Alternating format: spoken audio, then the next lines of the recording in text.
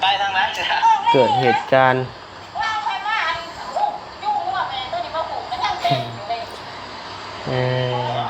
พี่น้องเนาะนี่แหละเห็นมีอย่างกันมิแต่ว่าถามกันแบบนี้เพื่อให้ใส่อารมณ์มานะ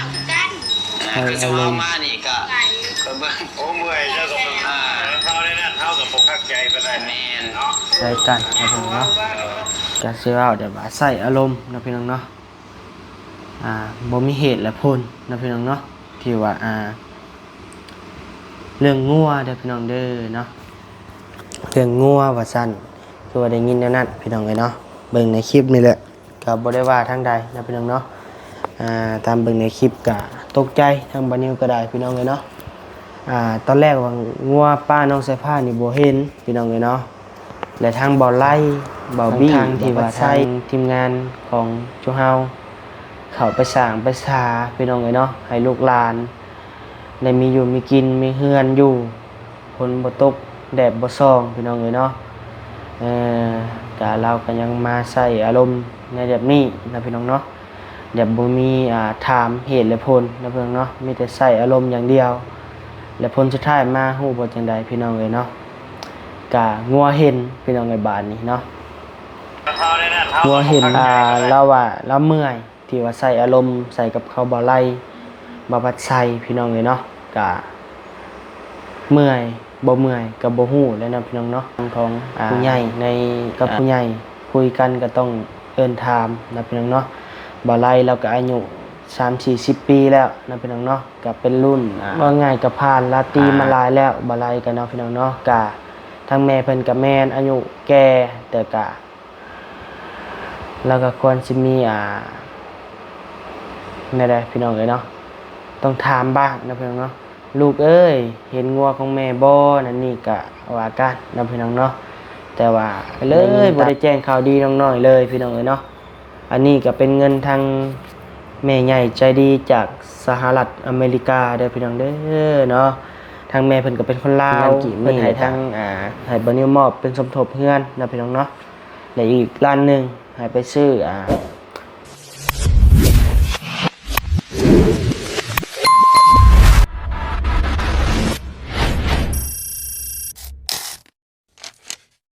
ข้างในต้องไปข้างอื่นมันยักแล้วเอาบ่เห็นเฮากับบ่ฮู้น้ำเจ้าแล้วอยู่เฮาก็อยู่นี่อยู่มันบ่ได้ย่างมานี่บ่ทันกันแล้วแต่นี่น่ะมาบ่สิมาให้อยู่เฮาใจบุญกับใจบุญนี่มันถึงเขาไปนอนดิทีวีเป็นแนวใดงัวบ่เห็นพี่น้องเอ้ยเนาะไปทางไหน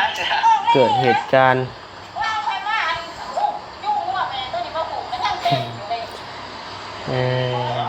พี่น้องเอ้ยเนาะเมื่อกี้นี่มาก็บ่ได้เห็นงัวเจ้าประตูก็ปิดไปอยู่ประตู50ใบมาเจ้าก็ใช่เฮาบ่เนาะบ่ถามให้บอกเขาอุ้มลานก่อนเขามาทั้งนั้นแล้วเขาแลลงใต้บ่ถามน่ะถามนางเจ้าก็ถามมากับใครอยู่ประตูเจ้าก็ถามเฮาก่อนแหละแล้วเขาแลทางหัวก็เห็นบอกว่าเฮาเจ้าก็ชั่วเนาะเด็กน้อยพาไปใส่กับไข่ว่าขนาดนั้นเลยโบ้อันนี้เอากับโอ้กันแล้วดอกเยอะมากเลยนะที่บ้านจุติเขาได้เขาไม่เลยบ้านจุติเขาได้บ่แม่น้องเองบ่แม่น้องเลยนะก่อนน้องคนอื่นน้องตัวไหนน้องเสียไปไปกินยาบ่น้องคนอื่นได้บ้านจุติเขาได้เริ่มทำฝากไว้ไม่ได้ดีกว่าไปยังไงเสือไปกินปูกระปูกับปูไม่บ่มันว่างใครมาป้ามาบ่ให้เนาะเด็กเนี่ยที่ทำเพื่อนใส่เห็นแล้วบอกแม่นมากแล้วก็เนาะแต่ตอนนี้ก็หูจับตั้งเลยชวนเขาบุกให้เขาชวนเขาไม่ถูกโต๊ะว่ะเขาชวนเขาเราไม่ได้เอาสบายเอาหนังเลยหันมันบ่เห็นบ่ว่า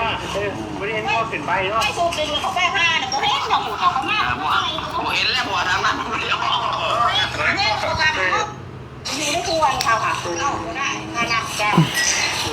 โอเคดีไปเข้าชวนเริ่มดีแล้วมันเห็นมี ยังก็มีแต่ว่าให้ถามกันบัดนี้เพื่อให้อันใส่อารมณ์หั่นน่ะ กัน คือสิเอามานี่ก็ ไก่ เบิ่ง โอ้เมื่อยเจ้ากับเขาได้นั่นเท่ากับพวกข้าใจไปได้ แม่น เนาะตัวเอาบ้านตัวเอามาก็ บ้านแหล่ เอามาซอยเพื่อนซอยร้านเจ้าเองเหรอแหละซอยร้านเจ้าแล้ว คือฮู้ว่าซั่นซะคือชอบได้ยินอันนี้มากแล้วหวย อันไหนเลยลูกตัวมาเอากับกระบอกมันก็ ร้านเอ้ยกินข้าวพี่น้องเอ้ยพี่น้องเอ้ยเนาะกะพังคร่าวๆไปนะพี่น้องเนาะทางคือว่าทางป้าน้องสายฟ้าว่าซั่นพี่น้องเอ้ยเนาะใส่อารมณ์นะพี่น้องเนาะกับบ่ถึงขั้นว่าด่านะพี่น้องเนาะบ่นิวก็บ่ได้อยู่ในเหตุการณ์หั้นนะพี่น้องเนาะบ่นิวก็เลยสิว่าใส่อารมณ์ซะนะพี่น้องเนาะเพราะว่าบ่ฮู้ว่าเพิ่นได้ได้กันนะพี่น้องเนาะก็สิว่าได้ว่าใส่อารมณ์นะพี่น้องเนาะบ่มีเหตุและผลนะพี่น้องเนาะที่ว่าเรื่องงัวเด้อพี่น้องเด้อเนาะเรื่องงัวว่าซั่นคือว่าได้ยินแนวนั้นพี่น้องเอ้ยเนาะเบิ่งในคลิปนี่แหละก็บ่ได้ว่าทางใดนะพี่น้องเนาะตามเบิ่งในคลิปก็ตกใจทางบ่นิวก็ได้พี่น้องเอ้ยเนาะ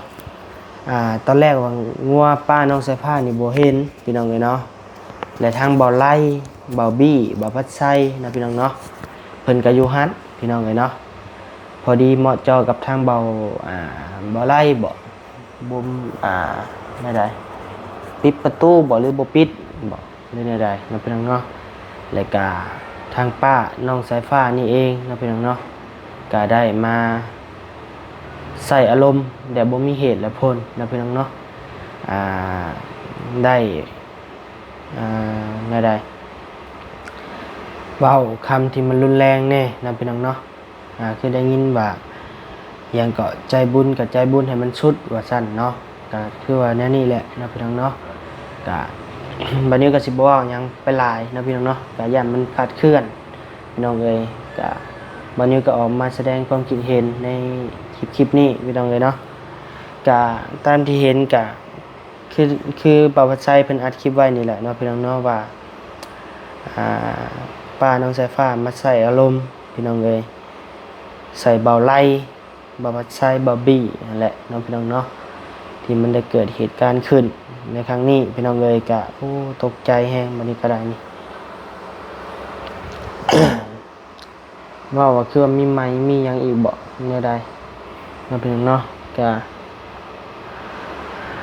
นี่แหละพี่น้องเอ้ยเนาะก็ทางทีมงานเฮาเข้าไปก็ได้ยินคำนี้มาแล้วมันก็บ่อยากสบายใจปานใดนะพี่น้องเนาะทางที่ว่าทางทีมงานของจุเฮาเข้าไปสร้างไปสาพี่น้องเอ้ยเนาะให้ลูกหลานได้มีอยู่มีกินมีเฮือนอยู่ฝนบ่ตกแดดบ่ส่องพี่น้องเอ้ยเนาะก็เราก็ยังมาใส่อารมณ์ในแบบนี้นะพี่น้องเนาะแบบบ่มีถามเหตุและผลนะพี่น้องเนาะมีแต่ใส่อารมณ์อย่างเดียวและผลสุดท้ายมาฮู้บ่จังใดพี่น้องเอ้ยเนาะก็งัวเห็นพี่น้องเอ้ยบาดนี้เนาะงัวเห็น ก็บ่ม่วนนั่นแหละบ่จูเฮามาคันงัวเจ้าเนี่ยก็พูดจูเฮาก็ไล่ครับอยู่แล้วจูเฮาก็เอามาก็ คือสิเอามานี่ก็ ไก่ เบิ่ง โอ้เมื่อยเจ้ากับเท่าได้นั่นเท่ากับพวกข้าใจ เราเมื่อยที่ว่าใส่อารมณ์ใส่กับเขาบ่ไล่บ่พัดใส่พี่น้องเลยเนาะก็เมื่อยบ่เมื่อยก็บ่ฮู้แล้วนะพี่น้องเนาะในจรรยาบรรณของผู้ใหญ่กับผู้ใหญ่คุยกันก็ต้องเอิ้นถามนะพี่น้องเนาะบ่ไล่เราก็อายุ 30-40 ปีแล้วนะพี่น้องเนาะก็เป็นรุ่นจนว่าง่ายกับผ่านลาตีมาหลายแล้วบ่ไล่กันเนาะพี่น้องเนาะกะทั้งแม่เพิ่นกับแม่นอายุแก่แต่กะแล้วก็ควรสิมีแน่ได้พี่น้องเอ้ยเนาะต้องถามบ้างนะพี่น้องเนาะลูกเอ้ยเห็นงัวของแม่บ่นั่นนี่กะว่ากันนะพี่น้องเนาะแต่ว่าได้ยินตามในคลิปก็ว่าเรามาแล้วเราใส่เลยว่าสั่นนะพี่น้องเนาะเราใส่อารมณ์แบบบ่มีเหตุและผลเลยนะพี่น้องเนาะ ก็บ่เป็นหยังนะพี่น้องเนาะทางทีมงานก็ผ่านมาได้แล้ว งัวเราก็บ่ได้ออกทางที่ว่าทีมงานเฮาเปิดพี่น้องเลยเนาะงัวก็ไปออกอยู่ที่ทางเบิ่งเฮือนเราเองว่าซั่นเนาะประมาณแถวนั้นมันเกิดเหตุการณ์แบบนี้ก็2-3 เทื่อเลยได้พี่น้องเลยเนาะมันบ่อยากโอเคปานใด2-3 เทื่อแล้วครับพี่น้อง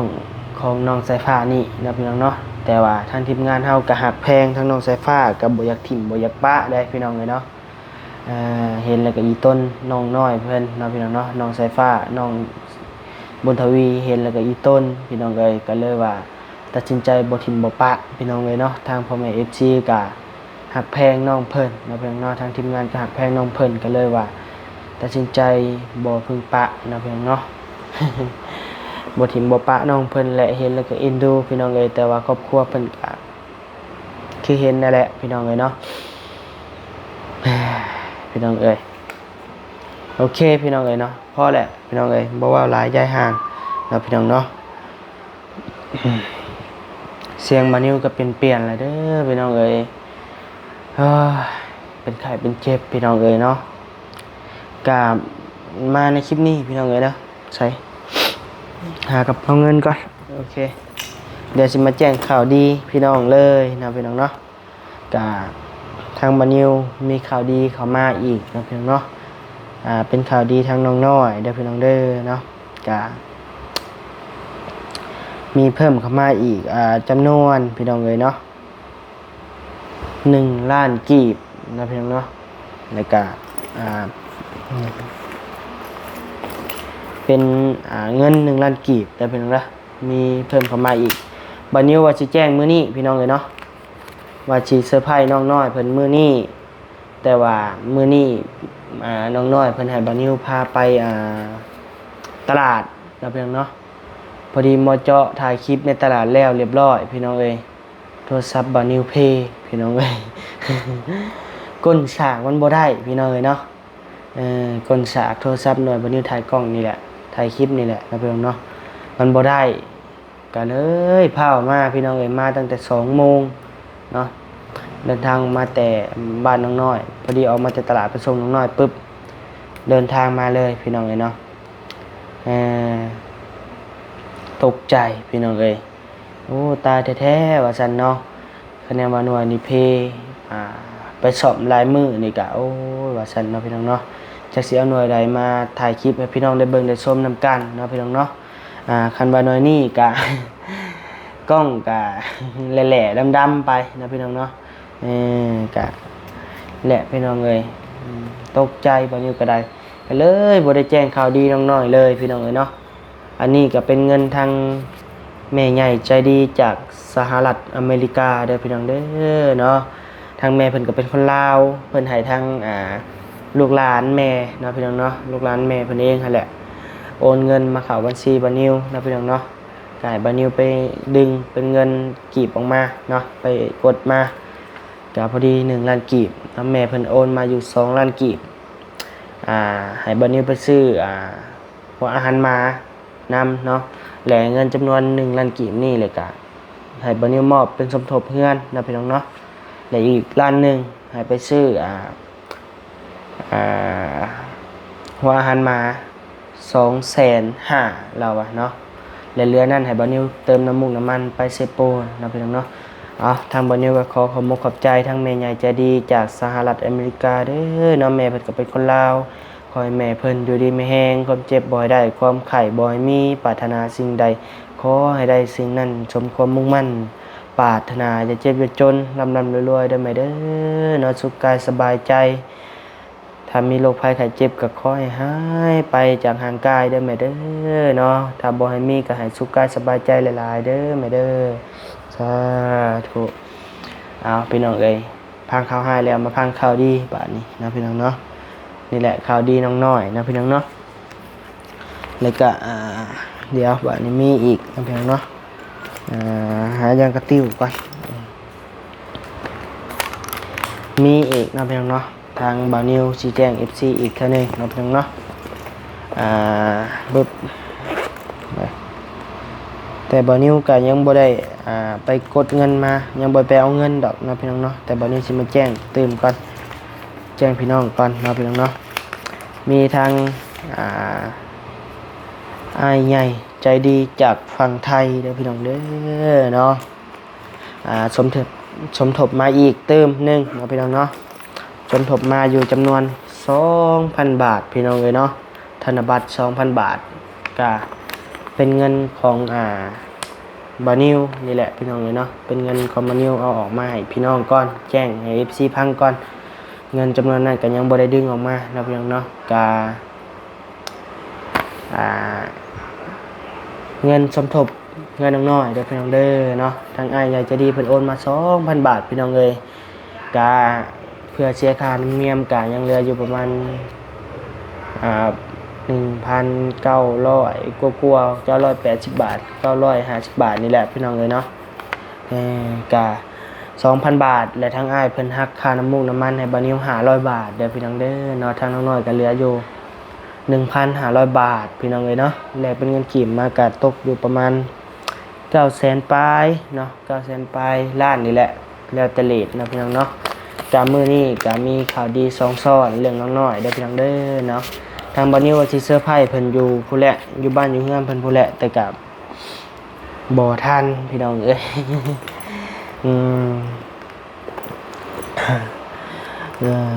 ยันว่าสิไปแปลงโทรศัพท์มาเลยพาออกมาเลยบ่นิวก็ได้เนาะพี่น้องเนาะก็เลยบ่ได้แปลงพาออกมาเลยบัดมาฮอดเฮือนเลยว่าอันนี้ใช้สากตายว่าซั่นเนาะพี่น้องเนาะมันเตือนขึ้นมาว่าอันหยังก็น้ำเข้าว่าซั่นเนาะน้ำเข้าโทรศัพท์ว่ะอันที่จริงใช้สากตายพี่น้องเอ้ยนี่แหละเนาะพี่น้องเนาะเป็นเงินสมทบทางน้อยๆเด้อพี่น้องเด้อเนาะเงินเข้ามาใหม่พี่น้องเอ้ยเนาะจำนวนอยู่ประมาณเอาเป็นเลขกลมๆเลยเนาะพี่น้องเอ้ยเนาะ2 ล้านพี่น้องเอ้ยเนาะคันสิฮอดได้พี่น้องเอ้ยเนาะไล่แบบว่าเต็มๆกัดๆเหี่ยนๆก็เอาแบบ1,900,000ซะพี่น้องเอ้ยเนาะ1,950,000ประมาณนี้แหละเพื่อเอาไปแลกเงินบาทแน่พี่น้องเอ้ยเนาะโอเคพี่น้องเอ้ยแจ้งข่าวดีน้อยๆพี่น้องเอ้ยมีแต่มื้ออื่นจะสิไปแจ้งเพิ่นอีกตื่มนึงนะพี่น้องเนาะตกใจบ่นิวก็ได้ญาติของสัพเพ มาเลยบ่ได้ฮอดคลิปฮอดหยังบ่นิวก็ได้โอเคพี่น้องเอ้ยเนาะเดี๋ยวเก็บไว้ก่อนเดี๋ยวมื้ออื่นจะไปแจ้งเพิ่นอีกนึงพี่น้องเนาะแจ้ง FC ก่อนเรื่องป้าน้องสายผ้าก็รู้สึกทางทีมงานเฮาก็รู้สึกเสียใจอยู่เนาะพี่น้องเนาะก็บ่คิดว่าเรื่องนี้มันสิเกิดขึ้นนะพี่น้องเอ้ยเนาะเราแบบบ่มีเหตุและผลเลยนะพี่น้องเอ้ยเนาะก็คือฮู้ว่าแหละมันเกิดเหตุการณ์แบบนี้ก็2 เทื่อแล้ว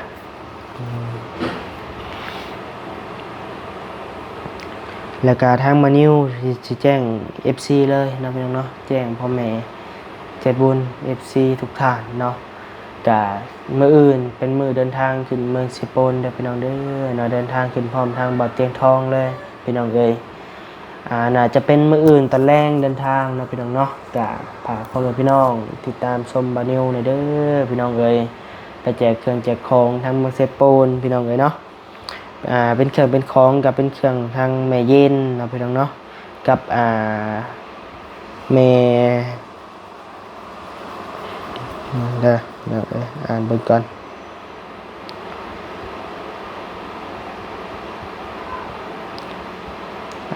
เป็นเครื่องทางแม่อ้อเนาะแล้วก็แม่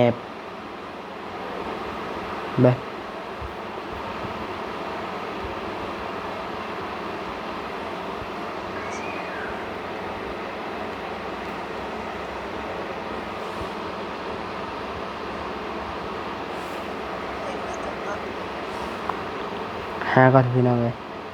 หาเป็นเสียงก่อนเพราะว่าบานิวเป็นภาษาไทยบ่เก่งปานใดพี่น้องเลย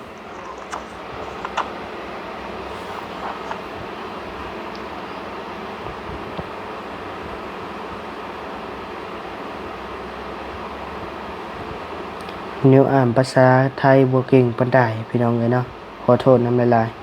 ๆก็ แม่อ้อพี่น้อง แล้ว แม่แป๋วพี่อ้น อีนาลิน พี่นาริน ไรเดอร์ พี่ไลท์แล้วก็แม่เย็นพี่น้องเลยเนาะรวมกันมาพี่น้องเลยเนาะเป็นเงินอยู่ประมาณอ่าประมาณ 9,000 บาทพี่น้องเลยเนาะ 9,000 หรือ11,000นี่แหละเนาะพี่น้องเนาะทางแม่เพิ่นก็เหลือให้บ่นิวเติมน้ำมันน้ำแน่เนาะพี่น้องเนาะก็ขอขอบคุณขอบคุณทั้งแม่อ้ายๆหรือว่าพ่อๆเนาะก็ขอขอบคุณขอบคุณขอให้ทางพ่อและแม่เนาะขอให้สุขภาพเข้มแข็งอยู่ดีไม่แห้งเด้อเนาะความเจ็บบ่ได้ความไข้บ่มีปรารถนาสิ่งใดขอให้ได้สิ่งนั้นสมความมุ่งมั่นปรารถนาอย่าเจ็บอย่าจนร่ำรวยๆเด้อพ่อแม่เนาะโดยเอาพี่น้องเอ้ยสำหรับคลิปนี้ก็มีเพียงส่านี้แหละนะพี่น้องเนาะทำบันนี้จิขอโตลำลาก็ได้พี่น้องเด้อเดี๋ยวพอกันใหม่ในคลิปหน้าสำหรับคลิปนี้ขอกล่าวคำว่าสบายดีบ๊ายบายพี่น้องเอ้ย